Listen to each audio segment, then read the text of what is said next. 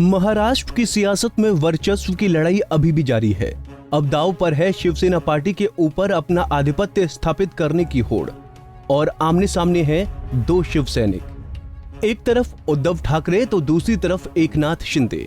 तो अब इसी बीच महाराष्ट्र के मुख्यमंत्री एकनाथ शिंदे ने शिवसेना के विधायकों और सांसदों को तोड़कर अब पूरे पार्टी संगठन को संभालने के लिए निर्णायक कदम उठाने शुरू कर दिए हैं। अगर शॉर्टकट में बात करें तो ये अब वो शिवसेना को हाईजैक करने की तैयारी में जुट चुके हैं। बता दें कि एकनाथ शिंदे ने बुधवार को केंद्रीय चुनाव आयोग को एक पत्र भेजा। इसमें उन्होंने मांग की कि उनके संगठन को शिवसेना के रूप में मान्यता दी जाए और शिवसेना का धनुष बाण चिन्ह भी उन्हें मिलना चाहिए।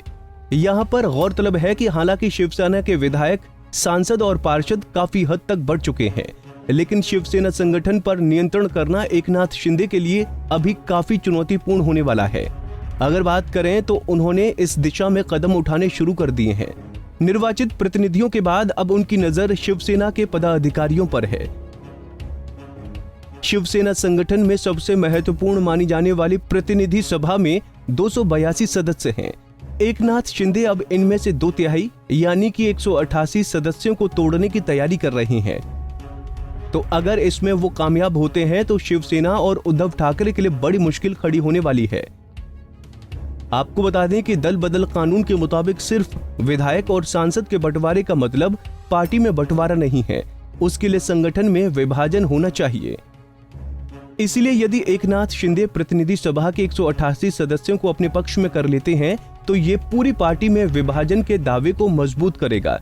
उसके बाद एकनाथ शिंदे अपनी योजनाओं के अनुसार पूरी शिवसेना पर नियंत्रण कर सकते हैं। हालांकि शिवसेना इस खतरे को समझ चुकी है, इसलिए उद्धव ठाकरे और आदित्य ठाकरे इस समय संगठन को मजबूत करने पर जोर दे रहे हैं। तो अब ऐसे में आइए जानते हैं कि क्या चल रही है पर्दे के पीछे की रणनीति। आपको बता दें कि पार्टी संविधान में शिवसेना प्रमुख से शाखा प्रमुख तक कुल 13 पद हैं। मुंबई में विधायकों, सांसदों, जिला प्रमुखों, जिला संपर्क प्रमुखों और विभागाध्यक्षों की प्रतिनिधि सभा होती है। प्रतिनिधि सभा में कुल 282 सदस्य होते हैं। यदि शिवसेना प्रतिनिधि सभा के सदस्यों में से कम 2/3 एकनाथ शिंदे समूह का समर्थन करते हैं तो शिवसेना के मुश्किल में पड़ने की संभावना है, खासकर तब जब एकनाथ शिंदे इसके लिए पर्दे के पीछे काफी कोशिश कर रहे हैं।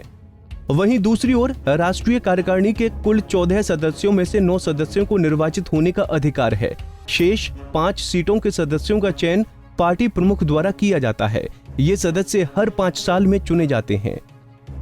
बता दें कि राष्ट्रीय कार्यकारिणी के सदस्य पार्टी के नेता होते हैं। वर्तमान में राष्ट्रीय कार्यकारिणी में आदित्य ठाकरे, मनोहर जोशी, लीलाधर दाके, सुभाष देसाई, दिवाकर राउत, संजय राउत और गजानन कीर्तिकार शामिल हैं।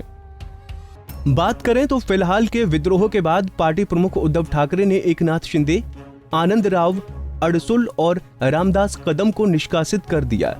सुधीर जोशी के निधन से एक सीट पहले ही खाली हो चुकी थी। ऐसे में अब उद्धव ठाकरे समेत शिवसेना की राष्ट्रीय कार्यकारिणी में 9 सदस्य बचे हैं। शिवसेना के संविधान के मुताबिक संगठन में कोई भी बदलाव करने का अधिकार सिर्फ राष्ट्रीय कार्यकारिणी को ही है।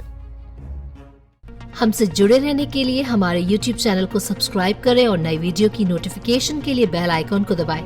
अगर आप ये वीडियो Facebook पर देख रहे हैं तो लाइक जरूर करें और ज्यादा से ज्यादा शेयर करें। धन्यवाद।